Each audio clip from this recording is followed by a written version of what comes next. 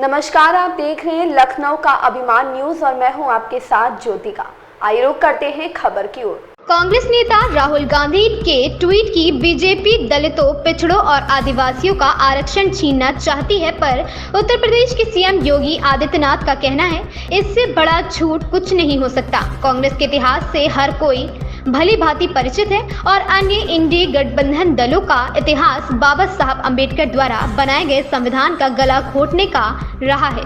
देश का संविधान 1950 में लागू हुआ और कांग्रेस ने लगातार अभिव्यक्ति की स्वतंत्रता को कुचला है, इससे बदलने का लगातार प्रयास किया है। संविधान अपने तरीके से देश की जनता आपातकाल को नहीं भूली है। कहा जा रहा है कि संविधान को लेकर के बहुत चर्चा हो रही है और कांग्रेस इस आरोप लगा रही है कि भारतीय जनता पार्टी अगर दोबारा सत्ता में आती है तो वो संविधान बदल देगी, वो जो है लोगों के अधिकार छीन लेगी।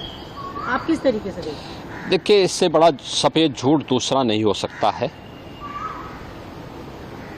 कांग्रेस, समाजवादी पार्टी और इंडी गठबंधन से जुड़े हुए जो दल हैं, इनके इतिहास के बारे में भी हर व्यक्ति जानता है।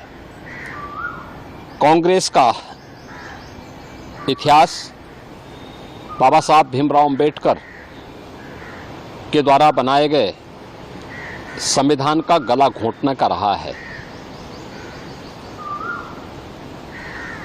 1950 में देश का संविधान लागू हुआ और कांग्रेस ने लगातार अभिव्यक्ति की स्वतंत्रता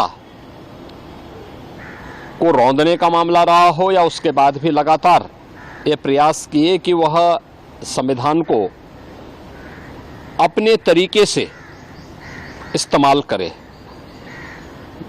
जनता का शासन जनता के लिए है, जन भावनाओं का सम्मान हो, ये कभी भी उसने प्रयास नहीं किया। और इमरजेंसी तो देश की जनता आज भी नहीं भूली है।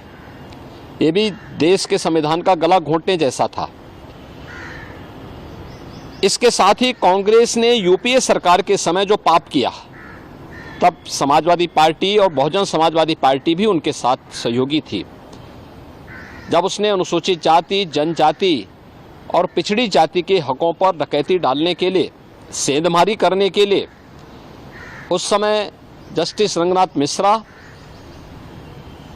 कमेटी और सच्चर कमेटी का गठन करके देश भर में संविधान विरोधी कार्य करते हुए धर्म के आधार पर आरक्षण देने का कुत्सित प्रयास किया था।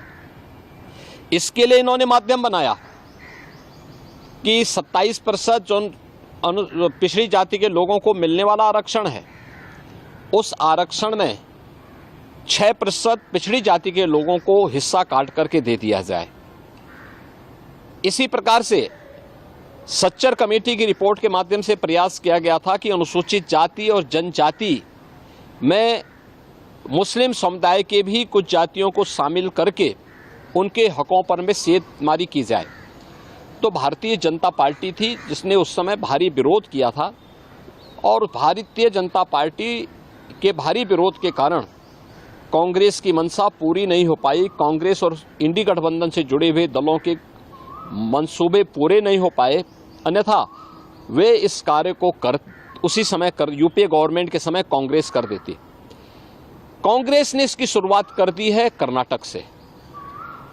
कर्नाटक में कांग्रेस ने पिछड़ी जाति के लोगों को मिलने वाले आरक्षण के लाभ में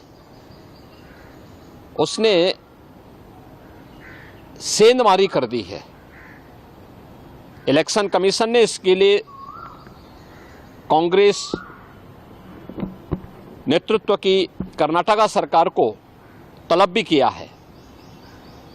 भारतीय जनता पार्टी बाबा साहब भीमराव अंबेडकर, भारत के संविधान निर्माताओं का पूरा सम्मान करती है और उनकी जो मंशा थी, उस मंशा के अनुरूप भारत के संविधान को सर्वोच्च मानते हुए अपने संवैधानिक दायित्वों का ईमानदारी पूर्वक निर्वहन करने की पक्षधर है। भारतीय जनता पार्टी ही एकमात्र पार्टी है जिसने बाबा साहब भीमराव अंबेडकर के मूल्यों और आदर्शों का पूरा सम्मान किया है, पंच तीर्थों का निर्माण किया है और 2025 का वर्ष राष्ट्रीय जनजाति गौरव दिवस के गौरव वर्ष के रूप में मनाने का भी निर्णय भारतीय जनता पार्टी ने अपने संकल्प पत्र में भी इस बात को कहा है। स्वाभाविक रूप से भारतीय जनता पार्टी धर्म के आधार पर किसी भी प्रकार के आरक्षण का विरोधी है, क्योंकि भारत का विभाजन धर्म के आधार पर हुआ था, मजहब के आधार पर हुआ था। भारतीय जनता पार्टी इसका विरोधी है, लेकिन अनुसूचित जाति, जनजाति और पिछड़ी जाति को मिलने वाले आरक्षण के लाभ का पूरी तरह पक्षधर है और भारतीय जनता पार्टी हमेशा इस व्यवस्था को लेकर के आगे बढ़ेगी। सर, आप ये कह सकते हैं कि कांग्रेस किसी एक राजनीतिक एजेंडे के तहत इस मामले को उठा रही है।